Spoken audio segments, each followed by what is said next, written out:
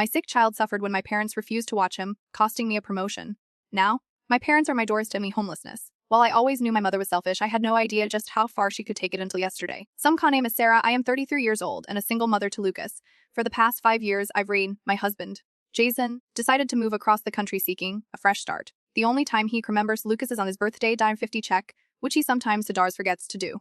Currently, I am working as an office administrator for a company named Ridgeway Solutions. It's not the best, but allows me to place to live and pay most of my bills. Between childcare rent, after Lucas's asthma medication, it's always a juggling act. Over the past 6 months, I've been working overtime and picking up extra projects and promotion to executive assistant. This would boost my salary by $1,000 a year for Lucas and me. I was all but certain I would land this position. Mr. Patterson, my boss, had been giving vague hints that I've aimed for promotion. He even went ahead and set up a formal promotion interview for last Friday at 2:30 p.m. All of this worked out perfectly for me. Lucas gonna be at school. I would skip my lunch break and log on to Freeview around 3-4-5 p.m. Always notoriously unpredictable. Life, however, is notoriously on Wednesday night. Not the runny-nose, sneezy kind of cough either, but a pesky, gut-wrenching bark that made me think of my childer 3 of the seal. I further panicked on Thursday morning when his temperature read on 1.1. At that point, I knew there was no way he could attend school the following day. I took a sick day on Thursday and drove him on to doctor's office. They prescribed him with a steroid and enforced a 48-hour rest period. At that point, one very foolish decision. Slowly, I called my mom. They reside just above the suburb I grew up in, about 35 minutes from where Idle class, with my father only working part-time, and my mother sitting comfortably since 90. They're in a great position to take weekend trips out to their lake house or spend money on nice restaurants. While then illusion enough to should take care of Lucas on emotional support has never been their strong suit. I thought my mother would help me for just 2 hours while I attended my interview, because I naively assumed that she in such an extreme case. I did try to explain it to her, a long pause inside. She told her and after really wanted to help, but regrettably the weekend was just too packed. She told me that she and my father had an anniversary dinner on the hair appointment for Friday, which meant she had no time to prepare. I was shocked when I heard what she had to say. I reminded her that this promotion suggests there was a chance for financial stability for her only grandson. I told her it wasn't to take her whole weekend, just a mere 2 hours on Friday. Then she added that perhaps this was a suggestion that I needed to deeply think about my choices and priorities as infuriated me. The words she spoke infuriated me. I hung up the phone because I don't say anything I was going to regret. Panic set in. While I desperately searched for anyone that could pick him up from school, including friends, his friends' parents, I was unable to find any help. The combination of needing less than a day and needing to care for a sick child made them unusable. I called them to sit with HR before telling them my current situation and telling them that I needed to reschedule for Monday. I got my answer Friday morning, and the answer shocked me. HR sent an email claiming Mr. Patterson was busy next me. We can either decide by Tuesday. The interview would either take place that day or not at all. With no other options, I removed my name from the list of candidates. Lucas and I spent the day on the couch. I tried my best not to cry while I everything that this meant for us, and he cuffed somebody had to nap in between fits. My phone buzzed at 4:30 p.m. It was my mother wondering how the interview went and if I made it work. A disbelief settled in instantly. Is believing her side of the conversation entirely or worse? Expected me to fix everything without any assistance. I decided to stay quiet. The following morning came with another text. This time telling me that they were off to the IDOWorkHereLady party and suggesting I go over for dinnering day because she was cooking pot roast. As if nothing happened. Sunday morning came and I called. I explained that I lost the promotion due to having no one to look after Lucas. I told her I needed her for 2 hours, but she said her hair appointment would take up all that time. Her response was a laugh, without any sign of regard. She said she would not be able to drop whatever she was doing to help me with everything convenient time. Per her words, "You're an adult now. I've raised you and now you have to take care of Lucas too." That was the last straw. I told her that Dedrum was due 5 years. I have tried getting their assistance on 4 or 5 occasions. But I have helped them way more times than that. Setting up their new phones, fixing their smart TV, driving my dad to their appointments when his knee was bad, helping them move furniture when they redecorated. Everything she said made absolutely no sense to me. Then she said something that left me paralyzed with fear, my blood ain't cold. What made everything worse was the fact that she anticipated that I would help them this month because my father's mission prices had gone up. Not to mention property taxes had to be paid and they were running on low cash. I had no words. The irrational logic within the same conversation where I brought up the pain she selfishly caused me makes me con she wanted money. Promotion money. That's why I was shocked when she suggested I help them. In the same breath, she started asking for my money, which I'm sure will go to waste just like other things. We are not able to provide just for the moment, and that's just what it is. But then her argument shifted the blame onto me saying that in a family. Everyone is supposed to help. It was almost humorous. I ended the call. The promotion had gone to another person, as confirmed in an email sent on Monday. I put my head down on the steering wheel of my car and began to weep for 20 minutes. When I was finished, I returned to work as if nothing had happened. My father attempted to call AITA that day, and Segal Ethered intend on did not appearing as unsupportive. What he was in denial of, however, was that they were looking forward for me to assist in paying some bills. I hopped on the call reminding him of my missive. He let out a sigh and reminded me that things like these happen, and that there would be better chances. I knew this was true the moment I started realizing it. I decided to send a message that same night stating how I will be unable to render aid to them, and in turn down the suit I was previously planning on offering, and asked them to allow me to pet my decision. To which they posed a question suggesting that family is meant to assist one another according to the norms. Sync leave if no significance until within a paycheck reach. What happens next was a mystery to me. My parents didn't want to care for my sick child when I had to work, and now my parents are on my doorstep claiming I to go. Parts 2: The early warning signs of trouble. It has been 3 days since I have texted my parents telling them that I would not provide them with aid. 3 peacetime ends of peace. For the first time in years, just maybe, they were fight that perhaps I were finally honoring my privacy. That illusion came crashing down on Tuesday night. Lucas and I had just completed dinner, which included his favorite eighth cut-up Huff Mac and cheese with cut-up hot dogs, when my phone buzzed was Julia, my neighbor, asking if I needed her to grab anything from the store like she often did. This time, however, it was a screenshot of a card bill amounting to $4,067.283. No context, no message, just the screenshot. I gazed at it for a long moment, then decided to face down my phone on the table. 20. I received another message. We need help with this by Friday, otherwise we will have our interest rate increased. I focused all my remaining frustration on Lucas. And my parents all week, and I kept my answers vague, stating that the answer simply busy. I hated keeping things from him, but for as selfish as my parents could be, he adored them, and I didn't want to burden him with adult problems. While we mentioned that his class was starting a new project solar system and how he was on this chosen to be Jupiter. He thought that was cool because it's the largest planet and has the most moons. When he fell asleep, I first checked choice and his voice hinted at more trouble than I expected. I see 3 missed calls from my dad. Sarah, please do give us a call back because we need to speak to you. Your mother is really angry. I decided to send a single text. I request that you no longer reach out. I have said multiple times that I cannot financially assist you. I placed my phone on silent mode for traditional job opportunities for the next 1 hour. The first promotion was more of a slap than a wake up call. 4th years and I am still walkover for the company. I can do better. The reality is I must do better for manipulation escalates. Weeking up after the long night of job hunting. I see a text message from mother saying they need to explain as to why the credit bill needs to be paid along card me and Lucas. This was surprising to me. While waiting for my coffee to brew, I set out to aid in proving them wrong and helping myself in the process by looking through my bank statement last year. In that parents gave Lucas a $3,000 gift card to Target for his birthday, and delivered some clothes which my cousin's kid had outgrown, but don't even fit me. It took us to Applebee's for a which place they used a coupon, where they repeatedly asked if I had heard of it. In the meantime, I had. We beat down on $900 for the repairs on their broken water heater. Gave my dad $250 for a birthday gift. I spent them with technology from assisting technology to driving my dad to his doctor appointments when his knee was bothering him. The moment was quite overwhelming. Afterwards, I dropped Lucas off at school so I could go to work and with train procedures he'd need to follow for my would-be role. I could tell Matt was deeply uncomfortable. Why did you have to work this out yourself? He said in a rather confused manner. So, they should have just postponed you until after training. This was awkward for me. During most lunchtime, I received a call with an unknown number. Assuming it was related to a job I applied for, I picked up. Mate Linda had just weekly called and shocked me because we only speak once every holiday. With everything else for us, she's a sole person. I can't imagine the grief that one goes through. But as a family, we need to band together. My aunt didn't let me explain what actually happened. Well, that's your interpretation of the events. But your mother claims she's always supported you. I cut the call as fast as I could, then proceeded to spend my lunch break reading articles that discussed emotionally abusive parents. The more articles I read, the worse I felt. I understood deeply for the first time that this was not okay. That parents should not enjoy making children feel at them everything. To gather myself, I went to the by-self in for 5 minutes. After that, I looked in the mirror, put on a smile that I hoped was convincing and returned to my desk. At a public guilt trip evening a view of the park when a vehicle I recognized pulled up. My father's UV. Lucas noticed him as well and dashed towards him with a huge smile on his face. My stomach dropped. I knew what a year, but never wanted to do that in front of Lucas. My dad hugged Lucas. My dad had directed his attention towards me. Can we talk for a minute? I let Lucas go back to the swing so I didn't lose sight of him, folded my arms. My dad looked tired.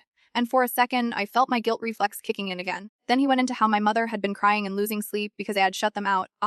And did I know Ho's insurance premium was due next week? I interrupted him. I reminded him that he had spent 30 minutes driving out to the playground to locate me, while he's not able to look a distance to assist when Lucas was sick. My father looked surprised. And for the first time in my life, I realized he had never even considered the thought before. We spoke for about 10 minutes. He switched between some ease to get money from me and some blunt approaches. Finally, I needed to get Lucas home for dinner. To my amazement, the look of relief on his face was immediate. Because in his mind saying, I'll think about it, he'll insist. That is how it had always done before. AITA, a family ally, my brother Daniel, called me over the weekend. I was surprised because we usually communicate over text. As Aunt Linda, he received a letter from our parents. In contrast, he saw through their deceit. He told me later, They pulled the same crap with me last year. He lent them $1,500 for what they to be a plum on flame to find flaunting her new patio furniture on Facebook just a week later. More than anything, it felt great to know that I wasn't alone. Daniel and I decided that we would keep each other in loop for any feature friendship requests that came from our parents. A new job opportunity. On Monday morning, I received an email from a company that I had a pending application with. They were looking to set up an interview into more lucrative position. This time, I properly planned with Chudger the interviewed it for the following week. Later that day, I received another text from my mother. We are very disappointed in your attitude. Your father-in-law this supported you and this is how you pay us back. We need to talk about this critic Carl. We didn't reply to that bill, but I did go check their Facebook. They went out to dinner again over the weekend. My mother was sporting new dress. The castling fabulous in my birthday splurge. As I was watching TV, I heard night that a knock on my front door. It was a bit past 9 p.m. I opened the peephole and saw my mother at the door. She looked positively furious. I stood staring through the peephole to see my mother. She had that signature look of hers where she was neither here nor there but somewhere around disappointment and rice of fury. I wrestled with the decision about opening the door, but the last thing I needed was her banging on the door, so I chose the lesser evil.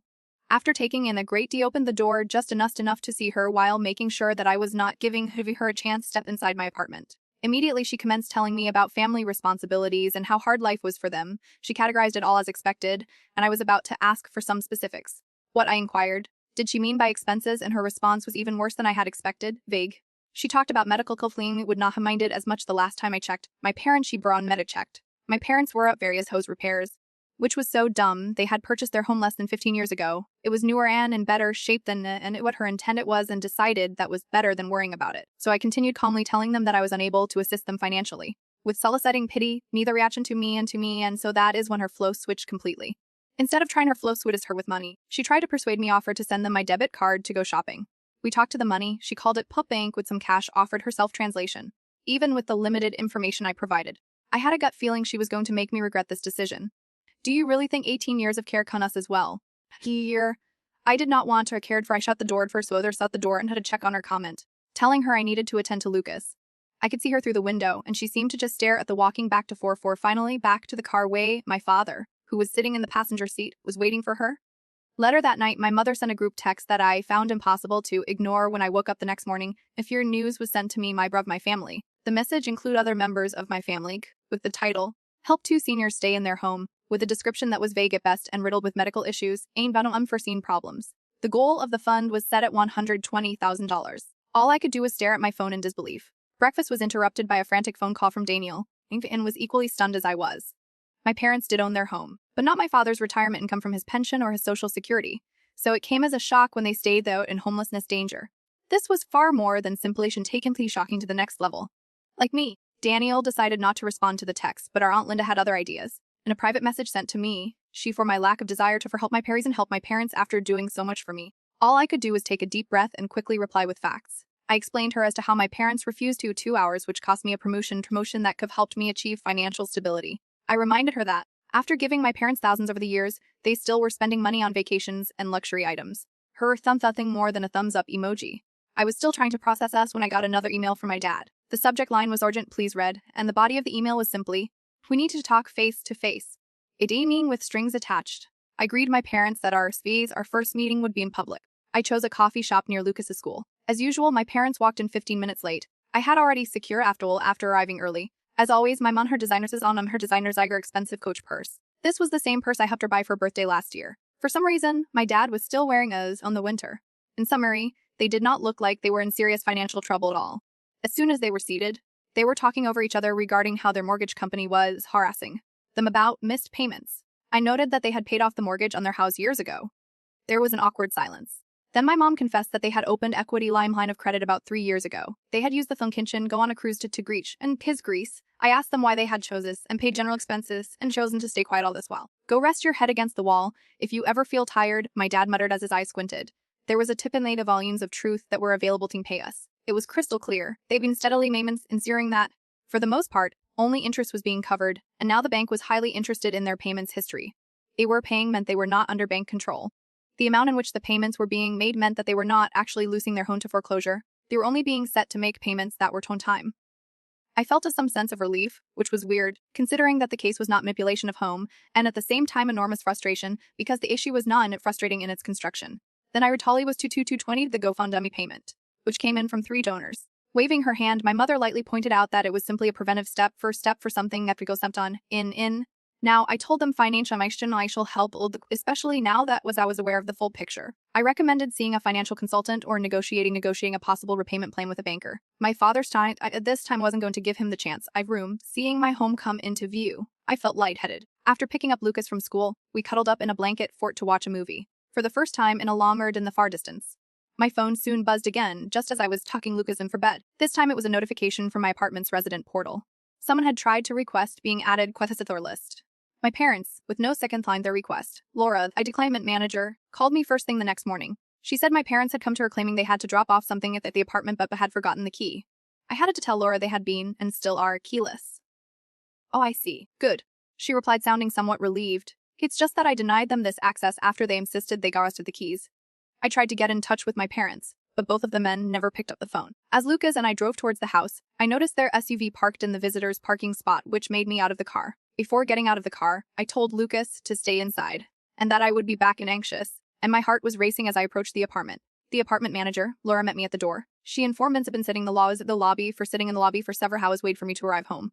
When I faced them, my mom started crying and said they had no other place to go. While maintaining eye contact, my father said, "We need to stay with Sarah to stay with things until we figure things out." Those words made my head feel dizzy. They had attempted to break into my apartment without my permission. I took a deep breath and said, "No." She responded by saying I was abandoning them, like I had claimed they did to me. My father started listing everything he had done for me while I was a child, all of his sacrifices. I remained firm in all of them. Again, I repeated that they were not allowed to stay with me. They had other choices they could pursue. They chose not to pay any attention. Ultimately, I turned my back and left. As I exited, I closed the door and turned head back. The next day, there was a storm of messages when I woke up. Some made me feel like I had to respond. Some were filled with anger. Simply put, there was a single sentence that read, "You will regret this when we are free for weeks," kept me in the dark for weeks. They had tried to get in touch with me through other means. I got a message from my brother Daniel in which our mother claimed to be heartbroken because she thought I had completely ended them for good. They tried to make it through these harsh circumstances, but might not make as always. The melodrama was exhausting and tried to get a glimpse of my brother. He looked fed up. He seems to have completely asking about them. He is doing better in Birthdale. He is looking forward to playing soccer now. It is nice seeing him in a good frame of mind. Our family is slowly stabilizing and is relieved that the constant threat to my parents isn't there to wave me down. As I was washing the last dishes on that fine evening, my phone buzzed to life. The building's front desk was calling, and the timid voice bore the name of the anxious security guard.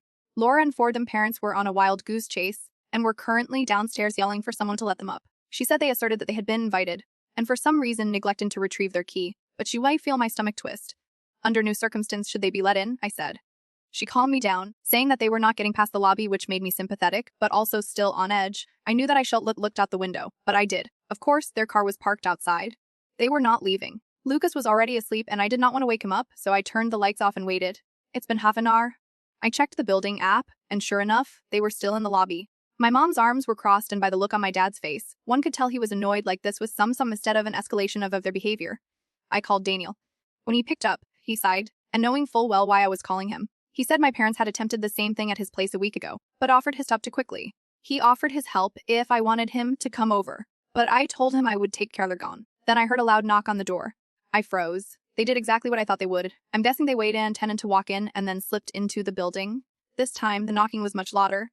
"Sarah, I want to talk to you. Just open the door for us," my mother said in a sweet but strange tone. I stayed quite like before. "Were your parents down?" said my father, sounding much more irritated. I waited, taking deep breaths to calm myself down. Then instead of opening the door, I called the police. While the officers spoke to my parents outside, I chose to make the officers made clear my parents were not welcome and needed to leave. As expected, my mother started to cry, calling me ungrateful and cruel, while my father whispered, "This isn't over," under his breath. Eventually, they left trembling while I watched their car drive away. After that day, I added my parents to the no trespassing list and began taking steps to file a restraining order, something I had to in order to protect Lucas. A week later, I received an email containing only a single line from my father. "We're selling the house and moving to Florida. I hope you're satisfied with your work." Staring at it for lowered my finger over delete button. That was the last message I received from them. No further control. No more guilt trips. No surprise encounters. Only nada. And for the very first time ever, I found a source of comfortancy following my parents' departure. I started feeling a sense of normalcy for the first time in years. They had left, and hadn't realized the toll their presence had on my mental health, in regard to what they intend to do next, how they react to my no and their relentless demands. With the lack of weight pushing down on me, I was free to focus on my new job and most importantly Lucas. Lucas was flourishing. He had made new pals on Sheen even stopped asking about my parents. Fellow asthmatics kind of difficult to understand how it is to breathe seldom. At first, I felt a touch guilty, perhaps I should have salvaged something between him and them. But then I remember the countless conclusion to this conclusion then came to chose manipulation and entitlement over being authentic grandparents to him. Talking with Daniel had become a frequent ritual for both of us, and as weird as it sound official, it was Ben him set a boundary between himself and our parents. However, we now had a common bonds. A collective awareness stemming from years of emotional manipulation. He shared with me that he too had been raised from some relatives, which skeptically sounded like what my parents would have scripted. All you need to do is forgive them. They are fighting their own battle, and you happen to be their offspring. No one gets to choose these bonds. Both of us have grown type bonding to such messages, and have subsequently decided to stop altogether. Then, I experienced what I would deem a surprising turn of the email blue. My Aunt Lindy mailed me. Out of all my family members, she was the first to buy a parent's narrative. However, in this particular email, she sounded different, more upbeat. I just want to let you know that your mother rung me day, she texted. She was going on and abud how unreasonably you've been treating them. She told me that she slipped down. But she shared some information about their new house and how much she dislikes the heat in that part of the world. I perceived Heather she had indeed been struggling and she went mute. Then my heart thundered as I read the message 2 times, because it was obvious to me why my parents had never even began to pretend like they had been struggling. They fabricated every single detail. After pantomiming everything, including coming to my house during the witching hours and trying to emotionally blackmail the whole family into complete their financial goals, they had simply left. They were located, not just anywhere but Florida, which has been discussed as their ideal location for retirement for decades now. They were saved from being homeless. They were not as financially crippled as the rest of the world. Their plan was to rope me in one last time to serve as their financial parachute. When I explained this to Daniel, with pain in his eyes. Makes perfect sense, he replied. They just wanted an easy exit, and when you wouldn't furnish that for them, they had no choice but to paint you to F me. The emotion I had attached anger towards left me, and in its place I was simply relieved because it was done. The following weekend, I spent with Luca a soccer game that a soccer gave him to followed by ice cream. I know I took in innocent and abundant energy which helped me some bundle of energy from my decision to spend time with him. No matter how much guilt I chose to carry, no matter the level of emotional manipulation my parents tried, I protect night, placed him in bed, I placed in of wine, grabbed a glass of wine, and sat in my allowing myself to breathe. For the first time in years, I felt no tension in my shoulders and no anxiety in my stomach. It was all gone. I to my parents' excursion to Florida, I was motor with unfamiliar freedom for a month now. The burden that had been dragging me behind was finally gone. For once, the constant anxiety regarding an endless trips, impossible demands was no more. Lucas was doing exceptionally well. He had gotten over a few of his school projects and was making new friends. His soccer practice had also accelerated him enjoying playing the game more. In fact, every afternoon, he would go out and practice alone in a park right next to our apartment. Completely ignorant to the storm that's from my gut, I'd expressed my disbelief regarding my new job at Westbridge Consulting. In comparison to my other jobs, this one was far more challenging and paid a lot better than my previous jobs. My superior was quite supportive employers. He cared about his employees. For example, no one judged me when I had to work from home due to Lucas's bad asthma flare-up. Oh, how I love the absence of Gus' aggressive comments. Life is now a strange concept to me. Had things truly become as easy as they seem? I begin to dwell on that question until the anxiety of being thrown back to my parents' mess kicks in, which up and hasn't. Then it happened. One afternoon I got a phone call from Daniel, the one that had been waiting on the sidelines for so long. Daniel, this better be good, I said. Remember that inbox who bought a few weeks ago? Guess who just popped up? He said I didn't have just poppling. I didn't think too deeply. They are calling you right now. I sighed deeply. Yes, mother forwarded an entire essay detailing how they are in Florida. My father's e-health is declining, and they are faced with unforeseen costs. You know, in spite of the fact that they recently purchased a house with a swimming pool, I massaged my temples. They've been reasoning that they did not directly request for funds. He went on, but that is precisely where those funds are intended. She kept repeating the need for family to care for each so love, to be able to live close to us again. And I closed my eyes and took a deep breath. This was exactly what I had been yearning for. For weeks they had been trapped in silence, but of course, they weren't to remain invisible for long. What do you plan on doing? I asked. Daniel let out a short loud doing. I'm planning on leaving that alone. They made their choices, Sarah. We're just not useful to them anger. It's some they are now hoping we had forgotten. They had burned every Brit. He was rage. They were panicking. Most likely, they have come to terms with the fact that they will have to the children they'd always used as safety nets. I thought deeply about Lucas, reflecting on how much happier and secure he had become after my parents removed themselves from our lives. So here I choose to ignore the email. A couple of weeks after, I received another email, but this one was shorter. We don't understand why you're acting like this. We remain your parents after all. No matter the circumstances, we need to talk. I didn't bother reading the rest, I deleted it. I was done trying to explain myself to them, and unlike the other times, I did not give them the opportunity. Some days, I still felt the familiar that I knew all too well. This guilt that resurfaced after years of conditioning did not vanish overnight. However, each time I doubted myself of Lucas. He was secure, he was happy, and most importantly, I was constructing a future free from the burden of emotional debt for him and myself. This was what mattered most, and what broke the cycle. And there was absolutely no reason aside me to regret it. My parents were silent for months. At first, the absence of any communication sounded foreboding and sent shivers down my spine, but as time passed, driving perhaps they had given up finally, maybe they had decided to finally, Jukas was thriving to move on with their livers. He told me about his school projects which had evolved into obsession with space, and how he was planning off one day. His soccer team was doing well, and he was more confident, free. I was free too. What my parents had put me through had placed restrictions on my life I didn't comprehend until they had finally set me free. I did not have to deal with their manipulation anymore. My job at Westbridge Consulting was stable. My finances were finally in a place where I didn't need to scrutinize my bank account like a hawk before every growth was peaceful. Curled up on my couch one evening, I was mindlessly scrolling through emails when a notification began appearing on my screen. A new message had come. Read. The email subbed read final attempt. I pondered over it for quite a while before I clicked into the email. The contents of the email were blunt, short, and direct. We regret how this turned out. We misturned out. We do not know you and Lucas. We have no expectations, but if you ever have a change of heart, you know where to search for us. I found myself going over the text and waiting for the guilt to emerge only for the fine I think was happening. Instead, I felt relief. Not because I was planning on letting back into my life, but because I believed them. Because this time I was at you sure do what I needed to do. I did not.